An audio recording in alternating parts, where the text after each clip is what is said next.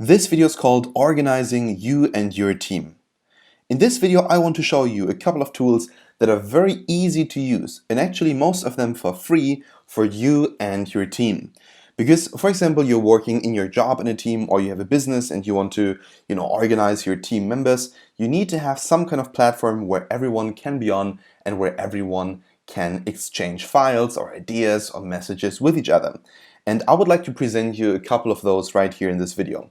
First of all, let me put the emphasis on organization. Whether it's in business, whether it's in your company that you're actually owning, whether it's in your own life, organization is very, very important. You need to be organized in order to achieve great productivity or in order to become very successful in the sense, for example, that you make more money, that you meet more people, that you actually build things, that you create things. You need to have some kind of organizational structure. And for example, just today, I cleaned the entire apartment here, and I really moved things always in places that I could find them in, and also I labeled things. I really try to organize everything as neatly as possible so that I can grab things and then just go. So, for example, my cameras, I have them all lined up. So when I actually go in my room and I check for the camera, I can actually just grab it and go. And that is a very simple process that I want you to have, but not just in the physical sense, but also, for example, in the online sense. So, for example, you're organizing you and your team online or via a certain tool that is accessible via the internet. So the most important part currently is that you organize files and that you organize that everyone is actually on that platform and shows interest in the things that you're doing on that platform. So let us go first of all over these platforms that I want to propose to you. So the first one is Asana. Asana is one of the greatest platforms that I know in order to schedule tasks, in order to exchange documents, in order to, for example, exchange certain contracts, in order to keep messaging each other, to write down ideas, to have notes, and all of these things. And in the beginning, Asana is actually for free. It is an amazing tool for you and your team.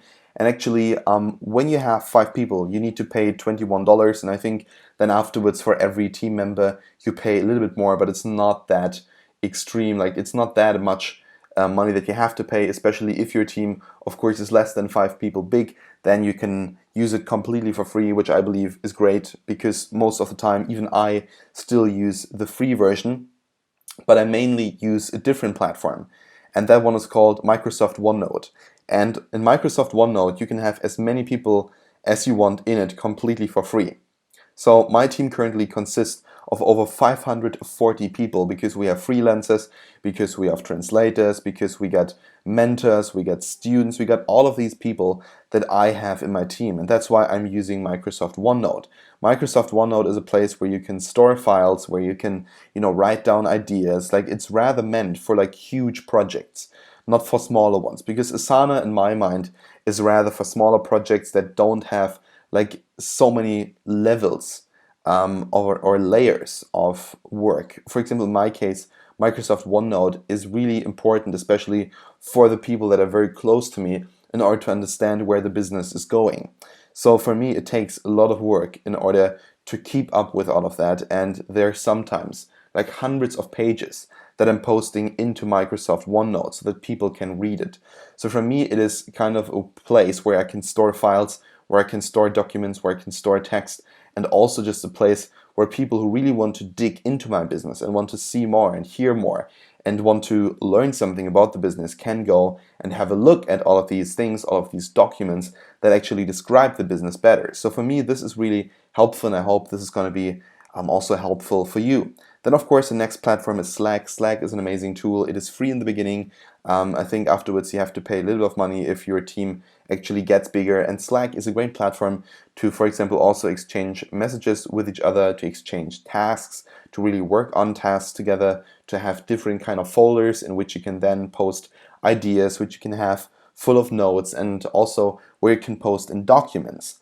So the advantages from all of these platforms are that you will become more efficient in the organization process. That is actually, again, very important because we're talking here about one very simple asset.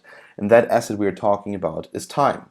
So when you actually have a lot of time, you can also make, for example, a lot of money, you can make a lot of progress. But you not only get a lot of time or more time than your competitors when you actually have a proper organizational process in place. So you will save time and you will save a lot of effort compared, for example, to email, because in emails you can only store files and send messages, but you cannot really store them for a longer time so that people can like exchange them quickly and also have a look at them easily.